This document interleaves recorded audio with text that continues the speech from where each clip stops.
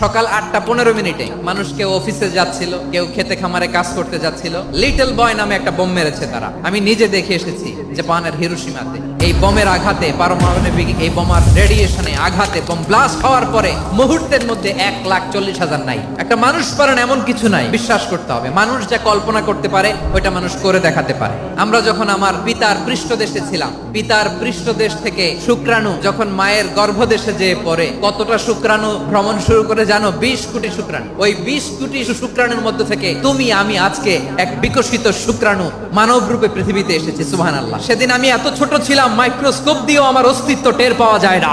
তারপরেও ওই প্রতিযোগিতায়, ওই কম্পিটিশনে যখন আমারে কেউ হারাতে পারে নাই, আল্লাহর জমিনেও আমারে কেউ হারাতে পারে না। হারার জন্য তোমার জন্মই হয় নাই, তুমি আসছোই জিতার জন্য। সুবহানাল্লাহ। একটা কথা জীবনের সাথে সেট করে নিতে হবে, আমি জিতি নয় শিখি, আমি কখনো হারি না।